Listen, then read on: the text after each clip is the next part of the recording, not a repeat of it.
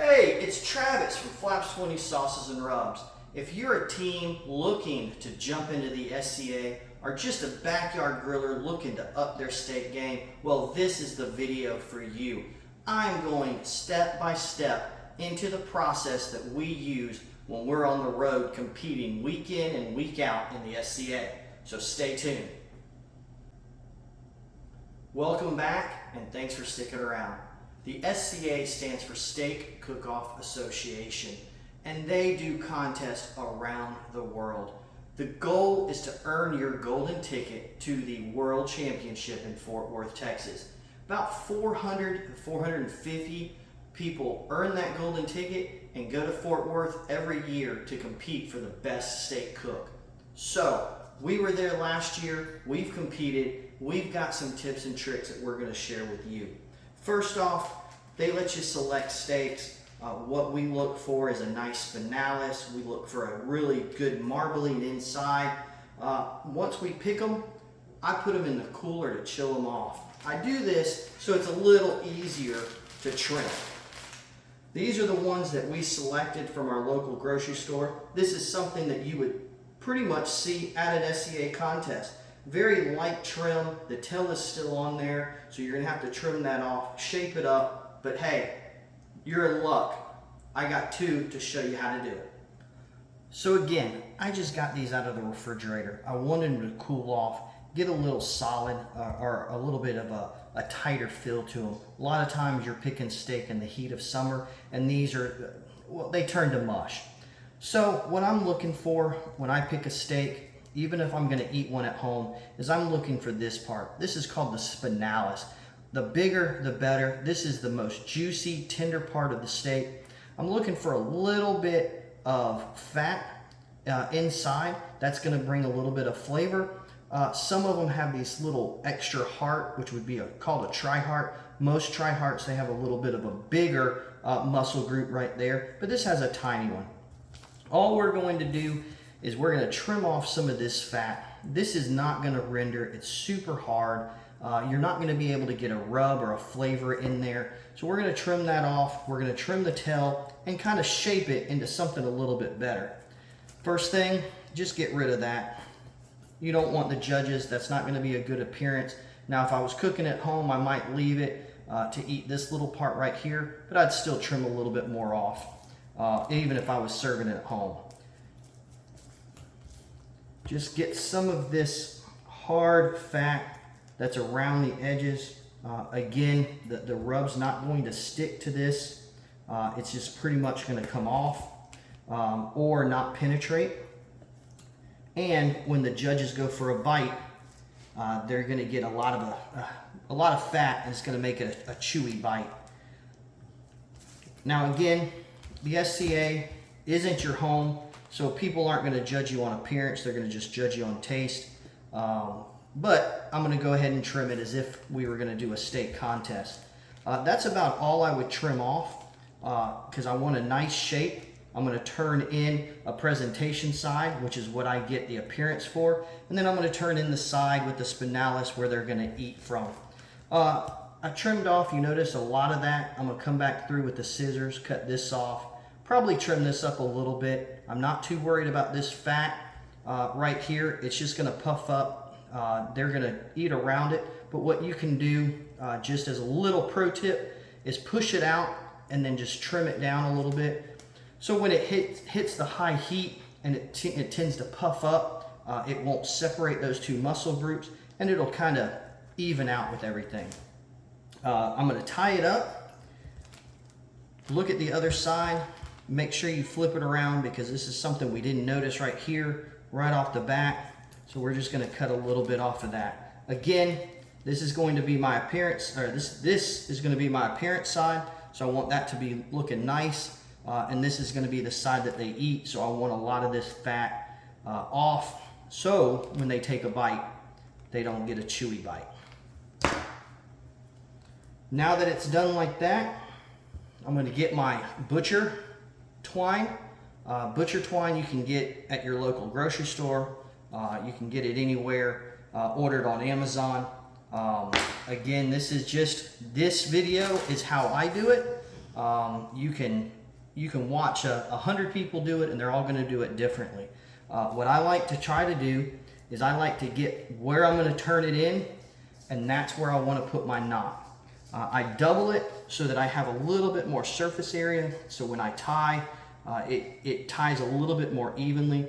If you only use one string, it tends to actually put an indent, and it kind of mushrooms over it. So I like to use two because it gives you a little bit of a wider secure point. Again, I'm not going to tie it too tight. I'm going to put 3 turns or 2 turns into this string so that it sticks. I'm going to push it down.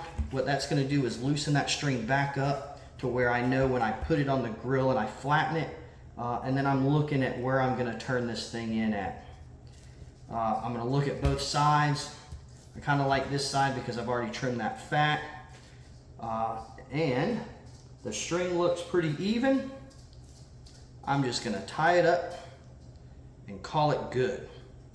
Now, from this step, I'm also going to use some pins. These, you can buy them, poultry pins, beef pins. They come in all sorts of sizes. I like this. This is a pretty medium size. They make them a little bit smaller for chickens, and then they make them pretty long for turkeys. What I do here is I want to put one right in the middle, again, just to mark where I'm going to turn it in. So I know that this is the way that I'm going to turn it in, just like that.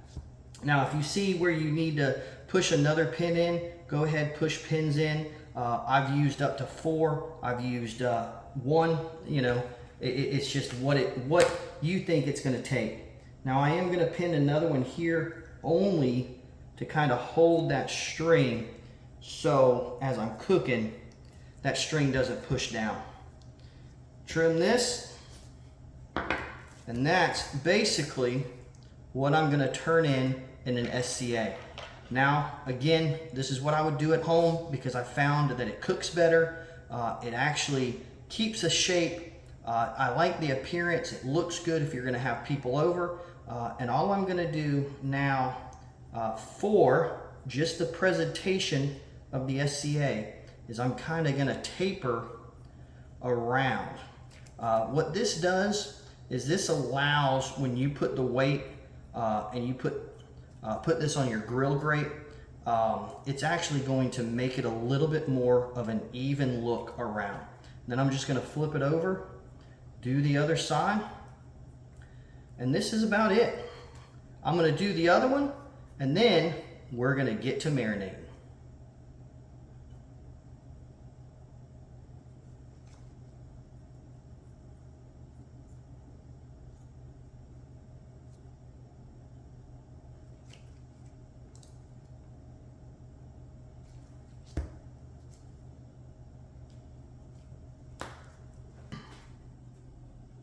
So we got both steaks trimmed up. They look pretty nice.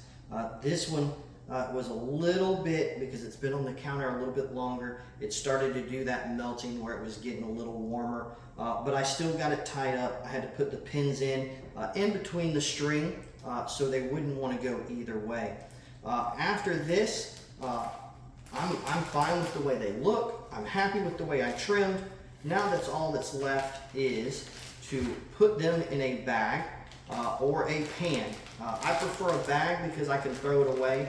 The beauty of steak cook-offs is it's a one-day event. You only bring very minimal stuff. So I don't like to bring a bunch of dirty dishes home. So I use a bag and then I just throw it away when I'm done. So we're gonna put the magic to it. This is Moo Magic beef and steak marinade. If you want to know more about it, actually scroll up. I did a video of a how-to about Moo Magic. But basically, beef stock, 12 ounces to 1/4 cup of our Moo Magic beef marinade. Fully submerge your steaks. Get as much air out of the bag as you can and let them sit. We usually do between 30 minutes to an hour. This marinade is not super strong with salt, so it's just going to penetrate those steaks with a little bit of a beefy smokiness flavor, and it doesn't have too much tenderizer, so you can kind of set it and forget it. Come back in about 40 minutes and these things are going to be perfect. Once we do that, we're going to take them out, pat them dry, put them on a rack, and we're going to season them up. So stay tuned. Okay, we ran these about 40 minutes in the marinade. There's a bunch of different ways you can do it. Again, we do it in a plastic bag, fully submerged. There are teams out there that do one side, flip it over, and do the other side. There are people that put it in their ice chest or their refrigerator and let it marinate. And then there's people that just leave it out.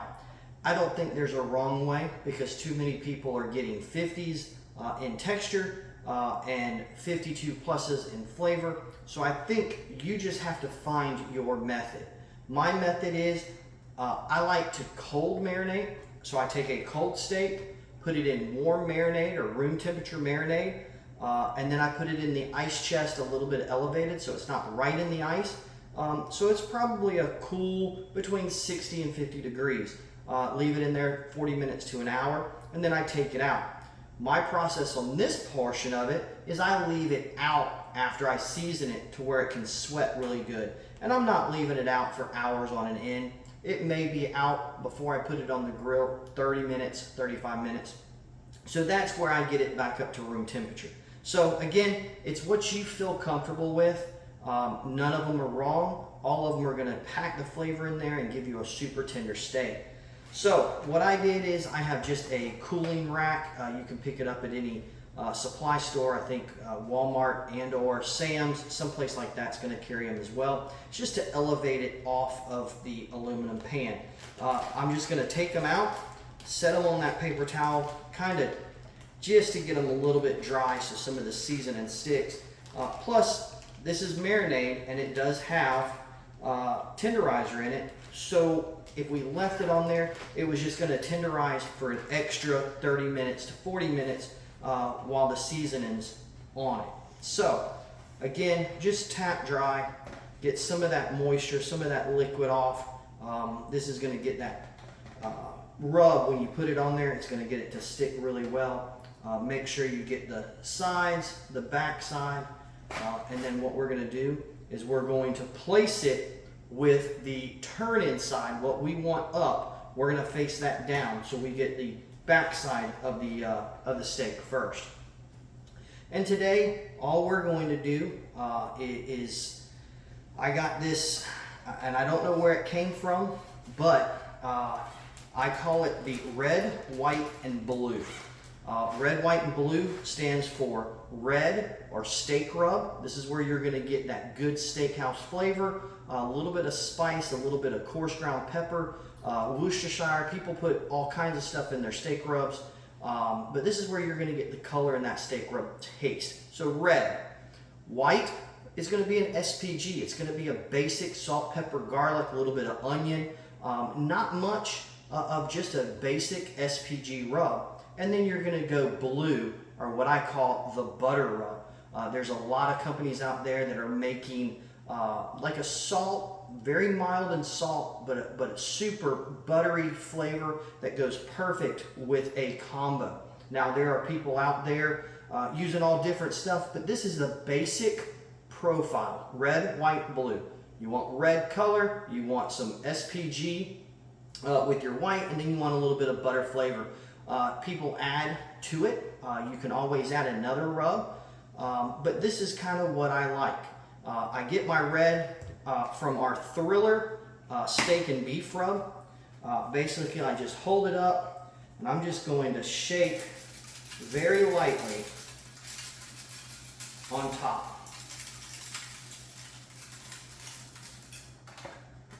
Then I'm going to take it to the side, make sure I get coverage everywhere.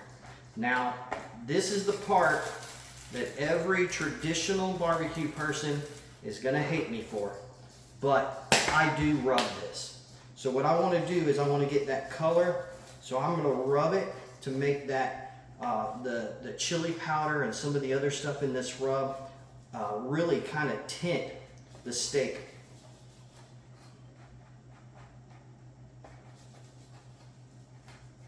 Get it nice and covered for that red tint. If you can see it, see how it's nicely taking that color? It's going to get a really dark, rich color.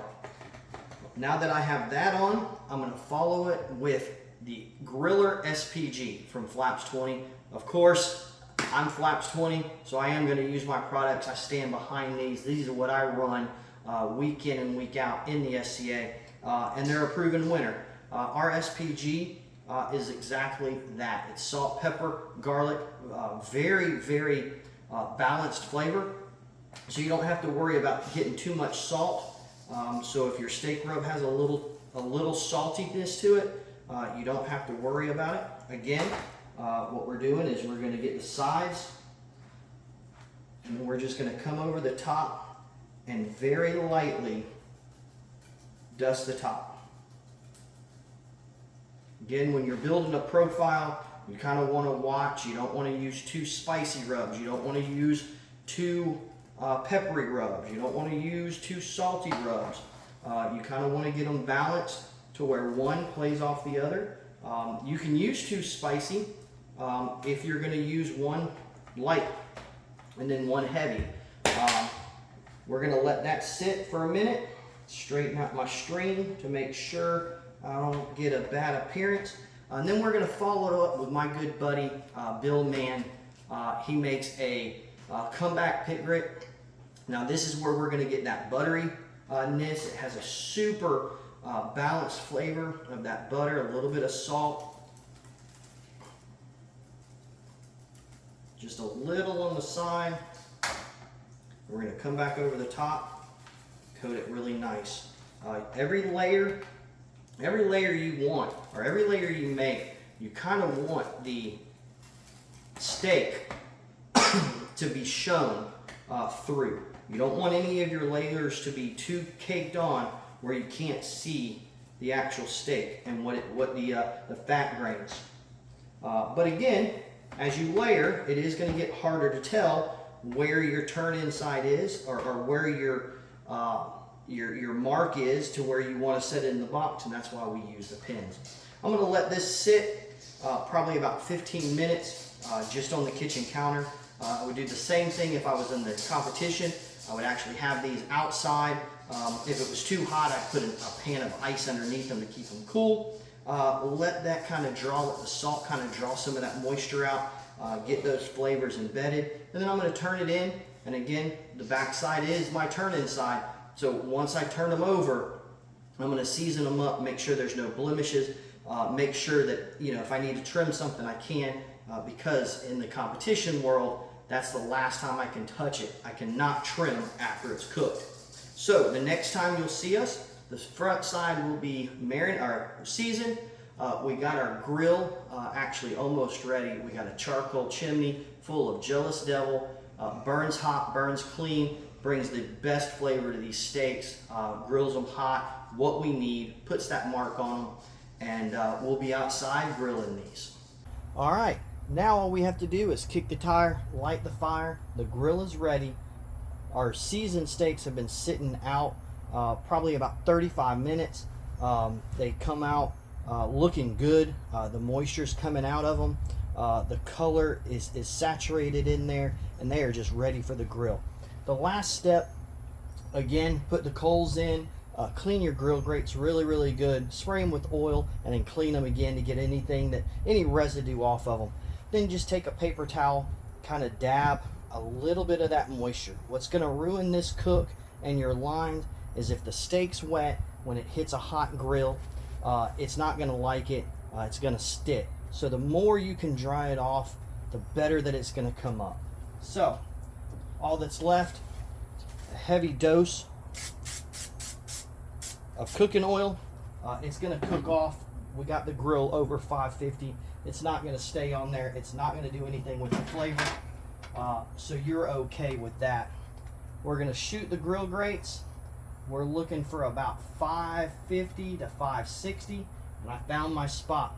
Remember, this is the pin that marks where I want to turn it in. So I want to gently set the steak down to get marks that go against that, so I get a little bit of a diamond formation.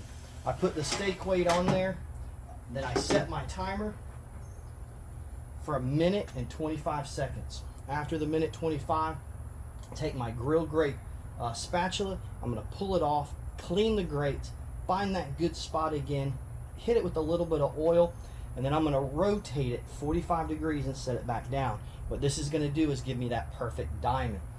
Along with this cook, it's going to be the first time that we use our matrix system. This is like no other temp probe thermometer. It's actually not a thermometer. It reads the internals of your steak and the heat transfer and the energy inside of it to give you that perfect medium, medium rare, well done if that's how you eat it. So we're going to try that out and see how we like it. I got my vents. It's not a very windy day, so I got my vents pretty much open on the front and the exhaust in the back wide open. I got my butter. I got my resting plate. This is gonna, when we get all the flips done, we're gonna put this on there and rest the steak on top of this. The grates will be running about 570. But on top of this plate it'll be 300, so I can get to those temps without worrying about it carrying over. Alright, so the first flip is about to go down. Again, all you do, these are made for the grill grates. They just slip in there, you pull it up. See how that didn't stick with the humidity level and the steak being wet and your grill running hot, it would have caused it to stick. I'm looking at this area right here. Again, 550 to about 570, and then I'm going to drop it 45 degrees. Drop it nice and easy. Put the steak weight back on, and then set my timer for another 1:25. In competition, depending on if it's cold, if it's warm, if it's humid, you might have to adjust your time or what you're cooking at the grill temp. 560s, great. If you're doing well over that, I'd be worried getting a char mark on your grill lines, but if you cook hot, that's fine, but you're just going to have to adjust that time. Once we do this next flip, we're actually going to turn the steak over. That'll be the first time we actually look at the appearance side of this steak. So if at all something's wrong with it, the lines are squiggly, we just don't like it, we do have another side to worry about. But if we have perfect lines and it looks great, we're just going to leave it alone and not really worry about getting perfect marks on the other side. When I do the next flip, I'm also going to take that pin that is telling me where I need to turn it, and I'm going to replace it with the matrix system. The one key element of this thing is you have to put it in your meat prior to it reaching 100 degrees. So I'm going to go ahead and get it started. I'm going to turn it on so it boots up. I want beef, so we're just going to run through this. Doneness medium, beef type is beef, and I'm going to hit cook. So we are ready to go on this next flip to replace that pin with the matrix system. Again, you notice how that pulled out really easy. I'm just going to remove this pin.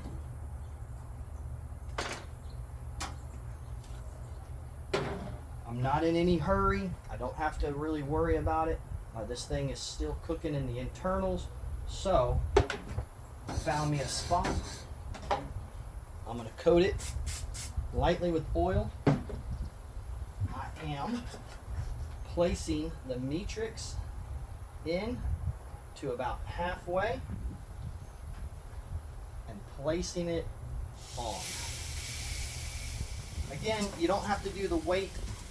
I am just so it cooks evenly. I'm closing it, and now I'm going to look at the matrix system to see what it's telling me. And right now, the internal temp of my steak is 87 degrees, and it's rising. It's not telling me, because this thing will tell me if I'm cooking too hot, if I'm cooking too fast. It'll tell me to slow those things down. It's not telling me any of that, so I'm good to go. I'm going to set the timer 1 minute and 25 seconds again. I'm going to do the flip or turn 90 degrees. Even though I'm not worried about it, I still want to get it to where it looks good and it's a little bit more uniform. Then I'm going to put it on the riser until it reaches that temp. All right, so we've done the flips, we've done the twist. Now all that's left is putting our riser rack, getting it up out of the heat into a little bit of a cooler cook zone, and finish it off. What I end up doing, what I like to do, is I put a little bit of butter on the riser rack. I do that instead of brushing the butter, because to me, when you brush the butter, if you're not careful, you're knocking some of that seasoning off. You're messing up some of your grill marks, and I don't want that. My grill marks look perfect, they look good, so I just want to add a little bit of that buttery flavor on the bottom and add to the juices. So this thing is working great. It's showing me at 125 degrees. We have the doneness level set at a medium, so it's figuring out what everything is doing inside the steak. And knock on wood, it's going to give us the perfect medium when this thing goes off. Again, the riser, it's running a little bit cooler than the grill. The grill is running at 560. The riser itself is at 161 to about 150. So it really is a lot cooler on those risers. Once it's been in there for a while, it'll raise up to about 275 to 300 degrees. Should have put it on a little bit sooner, but with this new metric system, I was trying to figure out and push buttons and see. We're at 132 degrees, so this should be going off here in just a few. When it goes off, I'm going to keep the matrix in the meat, and I'm going to take it inside, and I have a pan that has a little bit of dust on the bottom of it, just to bring some extra flavor into the steak. Once that's done, it's ready. I mean, we're ready to turn in. We'll let it rest for 2 minutes, and then turn it in a steak competition. If not, we're going to sit over there, wait the 2-3 minutes, and serve it up on a plate with some baked potatoes. Okay, straight off the grill. The metric system, although I'm kind of new at it, it was beeping a lot. It was telling me to do different things. I think these steaks actually turned out really, really nice.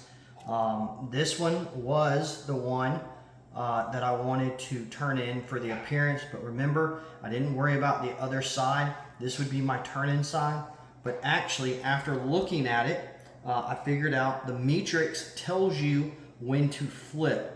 I was already done with my lines, so I was on the shelf at a cooler cooking temp. So I said, why not let me do that? And it actually, because of the butter, it actually has a better natural look. But then again, I mean, the other side's not too bad. I would turn it in like that so they could eat it. But that side is, I mean, it looks good. Now, here's the thing. And here's my alibi. I did not know exactly how to use the matrix. This was our first time. I was looking for a medium. These are just regular run-of-the-mill ungraded steaks. So it actually blew through what I would think was a medium, which is, to me, I pull about 135, 137. These steaks I probably pull a little bit higher because they were so lean. But this thing let me go through that. So I don't know exactly what they're going to look like inside. If this was a SCA judge, they would take it, they would cut it. Again, this side is appearance, this side. So here's the moment of truth. And actually, even though it's gone over what I thought would be, that's a pretty nice looking steak. This one actually, I pulled this one. I actually pulled a little sooner because I got scared of the temp. This one I let go just to kind of figure out what the matrix was going to do. It blew through again, and again, not too bad. I mean, to what it was temping and what this looks like is two totally different temps from my book. So there you have it from start to finish. 2 medium steaks, I think cooked to perfection. Good grill marks. Now all that's left is I'm going to throw some potatoes, cut these up, and I'm going to enjoy. I hope you enjoyed this video. Again, scroll down, look through the other stuff. We promise to put some more content on our page as we grow. Kick the Tire, Light the Fire shirt that I'm wearing. It's on our website, fox20.com. So like, share, comment, ask us any questions, and we'll be seeing you soon.